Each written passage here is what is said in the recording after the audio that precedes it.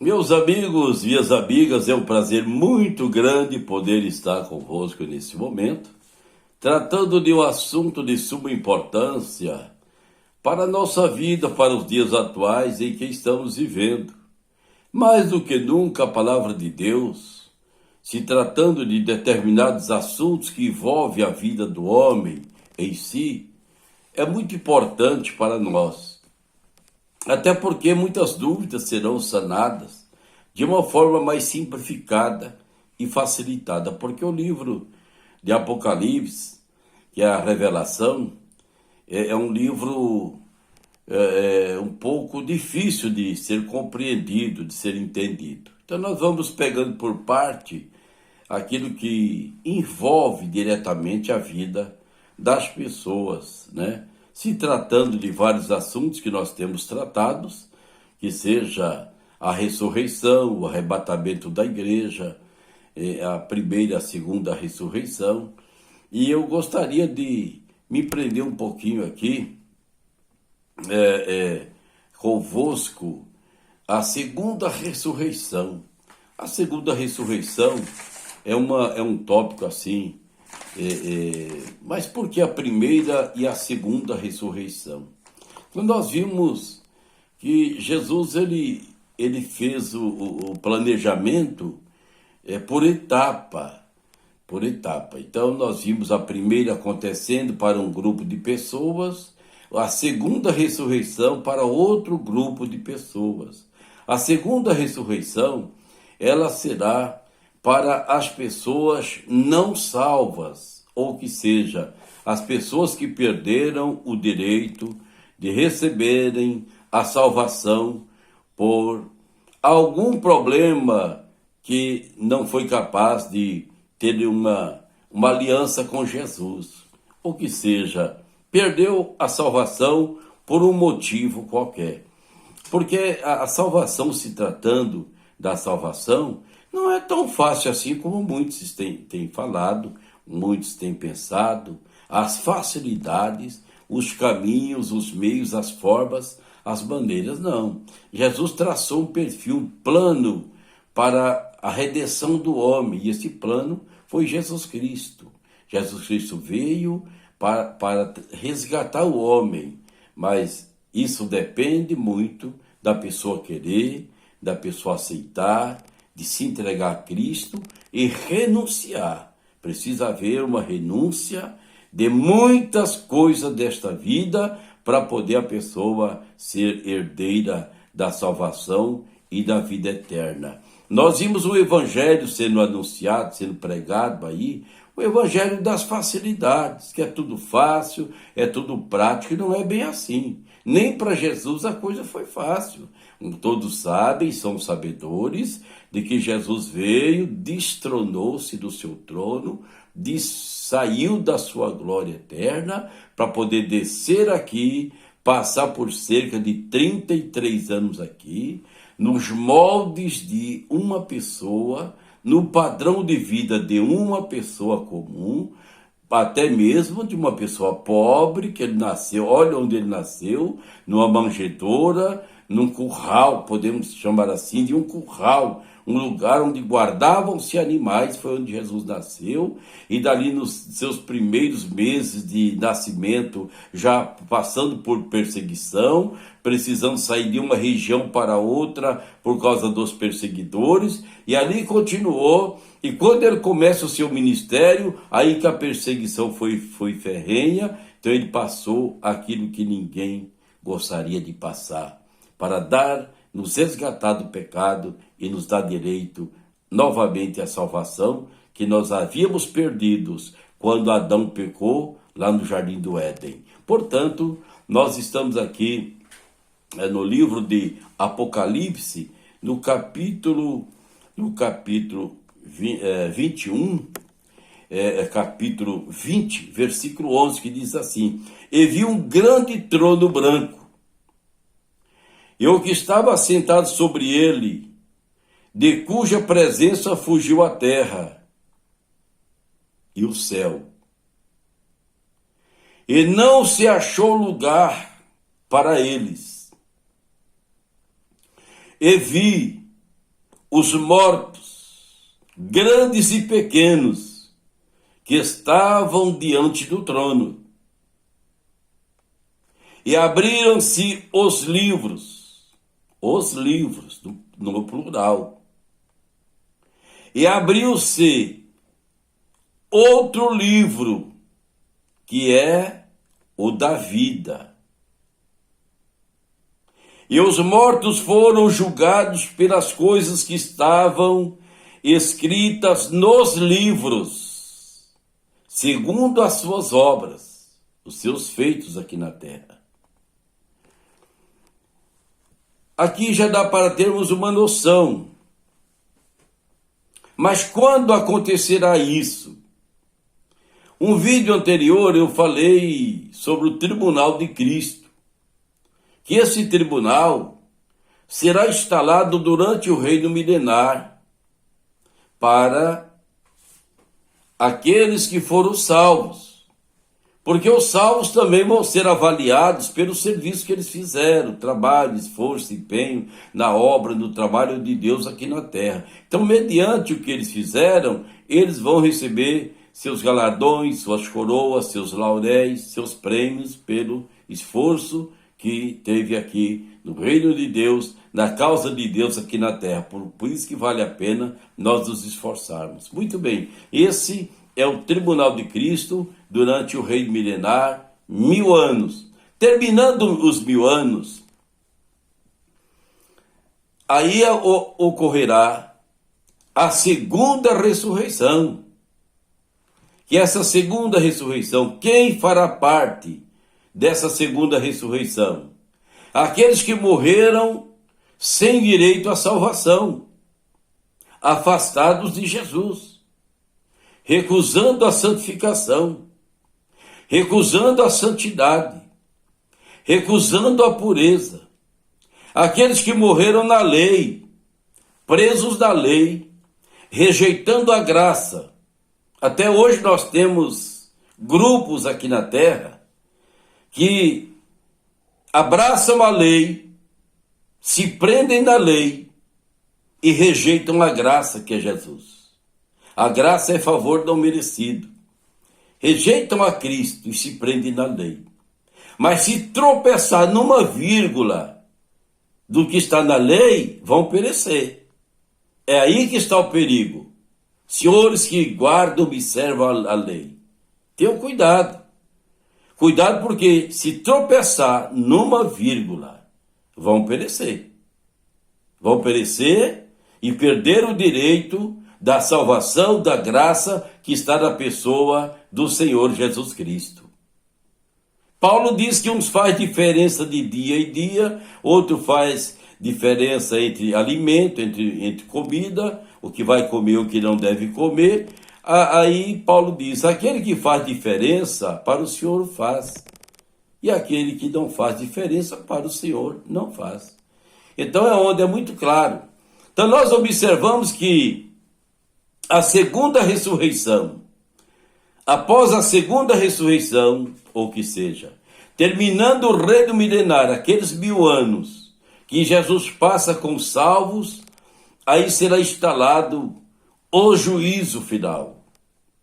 Esse juízo final, ele se dará com aquelas pessoas que rejeitaram a Jesus, aquelas pessoas que se prenderam na idolatria, aquelas pessoas que se prenderam na feitiçaria, aquelas pessoas que se prenderam no ocultismo, aquelas pessoas que se prenderam nas mentiras, nas prostituições, nos adultérios, nos enganos, no homossexualismo, em toda sorte de orgias de pecado e de impureza, que macularam o templo de Deus, o templo do Espírito Santo, porque o ser humano foi feito à imagem e à semelhança de Deus.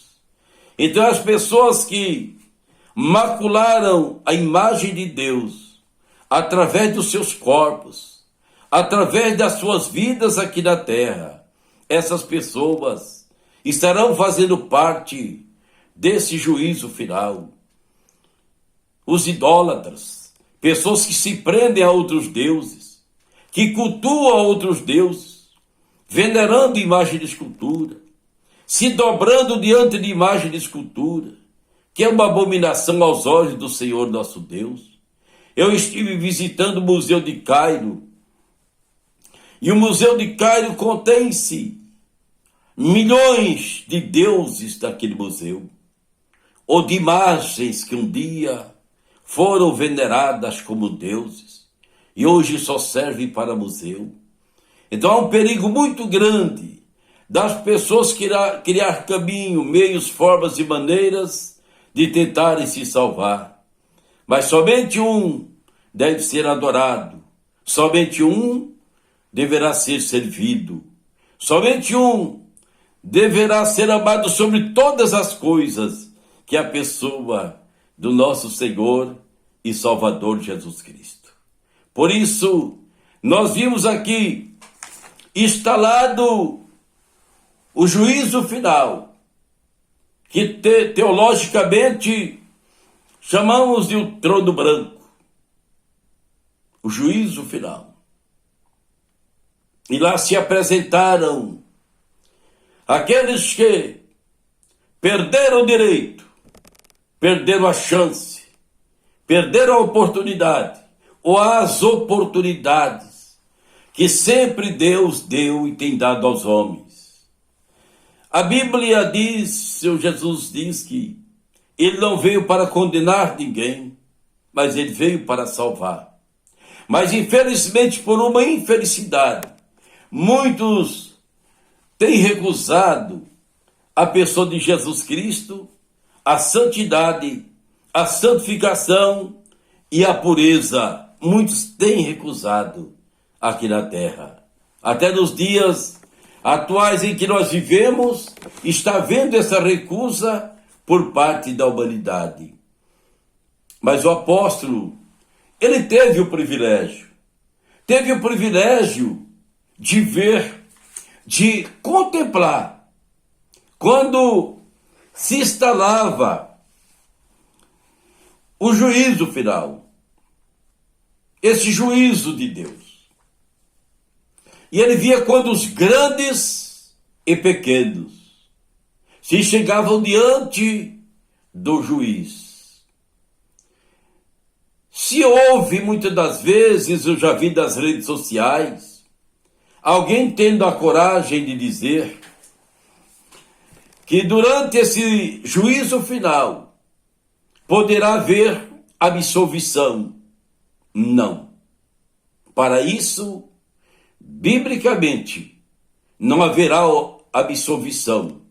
Esse juízo final será um julgamento formal, somente para a pessoa receber a sentença pelos seus atos pecaminosos. Porque a própria consciência da pessoa que morreu-se no pecado, que morreu-se sem um relacionamento íntimo e profundo com o Espírito Santo, sem um relacionamento com Deus, sem ter uma vida consagrada a Deus, a própria consciência espiritual daquele ser vivente. Paulo diz que a alma do homem é um bicho que nunca morre, nunca vai morrer. Tem uma vida para toda a eternidade, no sofrimento ou na alegria, na tristeza, na solidão. Quer dizer, no sofrimento, na tristeza, na solidão, na angústia, fora da presença de Deus, lá no lago de fogo. O lago de fogo hoje está vazio, não está sendo ocupado por ser nenhum, mas está preparado para o diabo e seus anjos. Ele foi criado com essa finalidade, para o diabo e seus anjos. Mas por uma infelicidade da raça humana, tem caído da ilusão, no engano de Satanás, nas ofertas de Satanás, como ele tentou iludir a Jesus, quando estava ali ao lado da cidade de Jericó, naquele momento de consagração, naquele alto do monte, que eu estive vendo aquele lugar. Lá estava Jesus, e Satanás apresenta-se a Jesus, e começa a oferecer os reinos dessa terra, as riquezas, os bens dessa terra. Começa a oferecer tudo o que tinha ali no Oriente Médio. E mostrava para Jesus, dizia, tudo isso eu te darei, se prostrado me adorares. Me adorares.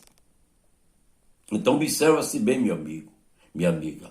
Esse mesmo Espírito que levou essa proposta para Jesus, para que Jesus se cedesse às riquezas, à fama, às fábulas desse mundo, continua hoje oferecendo para os pregadores, para os pastores, para os missionários, para os evangelistas, para os obreiros, para o crente. Continua oferecendo para você, independente da religião que você faça parte, esse mesmo demônio, esse mesmo príncipe, esse mesmo mal que foi oferecer para Jesus, continua oferecendo hoje para a humanidade. E por uma infelicidade, até muitos crentes, muitos pastores, lideranças grandes, famosas do Brasil e do mundo, têm se aderido a esse sistema, têm abraçado essas propostas diabólicas, essas propostas malignas, e têm entrado pela porta larga e o caminho espaçoso.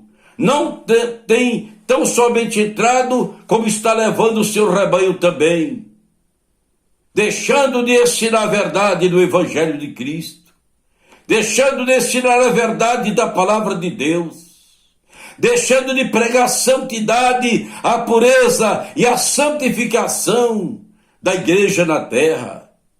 Lá esses líderes, esses tais, vão estar também lá no julgamento, para também ser julgado no juízo final, porque deixaram de cumprir o seu ministério fielmente e cumprir o propósito que o Senhor Deus os chamou através do Espírito Santo. Lá estarão toda essa classe mais de pessoas que deixaram de cumprir o seu chamado fielmente, de obedecer e pregar a palavra genuinamente, levando a igreja à pureza, levando a igreja à santidade, levando a igreja à purificação, levando a igreja a abandonar o mundo e o pecado e toda a iniquidade. Lá estarão também, lá estarão esses cobradores, os pregadores que estão cobrando fortunas para poder pregar a palavra de Deus. Lá estarão também, nesse juízo final, participando ou recebendo a sentença que lhe cabe. Por quê?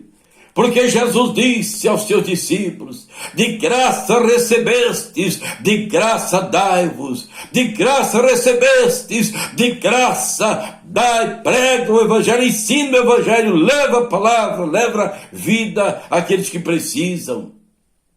Neste juízo final, lá estarão esses cantores que se tornaram empresários, buscando fama, buscando prestígio, buscando vantagens para poder louvar o nome do Senhor. Estão pensando que estão adorando a Deus, mas estão longe da adoração. Os seus louvores não são recebidos. Por quê? Porque estão buscando palco, estão querendo brilhar dos altares. Esses tais vão estar lá no juízo final para receber a sua sentença eterna, porque um dia deixou de cumprir a sua missão genuinamente. E o apóstolo João viu os grandes e os pequenos pessoas adultas e crianças também, porque pequenos são as crianças que já saíram do seu estado de consciência, entendendo que é o bom e o mal, o erro e o acerto, e optaram pelas coisas erradas. Lá vão estar, infelizmente. Por isso que a Bíblia nos ensina, pais, nós pais, ensine a criança no caminho que deve andar, para que mais tarde não venha se desviar-se do caminho. Meu amigo, a coisa é muito séria. Naquele dia Jesus não virá, não estará brincando. Hoje Ele é o nosso advogado, é aquele que nos justifica, é aquele que nos perdoa, é aquele que nos transforma, é aquele que nos dá força, nos dá graça, nos dá vitória para vencermos este mundo e o pecado com toda a sua iniquidade. Mas naquele dia Ele será o juízo. Ele virá como juízo. Exatamente aí. A pessoa, quantos cidadãos hoje foram advogados e hoje são juízes. Hoje eles não advogam mais a causa de nenhum outro cidadão, mas ele julga com a sentença cabível ao julgamento. Mesmo assim será o juízo de Deus, o juízo final. Não haverá mais arrependimento, não haverá mais chance para se arrepender, para pedir perdão. Naquele dia não terá mais chance nem oportunidade. A sentença de Deus será fatal. Meu amigo, minha amiga, aproveite enquanto é tempo, enquanto há oportunidade, e você chegar-se arrependidos diante de Jesus e abraçá-lo pela fé. Deus em Cristo vos abençoe. Compartilhe esse vídeo, se inscreva no nosso canal, envie para um amigo, dê um like e Deus abençoe em Cristo Jesus, para que o nosso trabalho vai sendo levado, esta mensagem aos corações de mais vidas e mais pessoas. Seu amigo Reverendo Moisés de Brito, até o próximo vídeo. Até lá.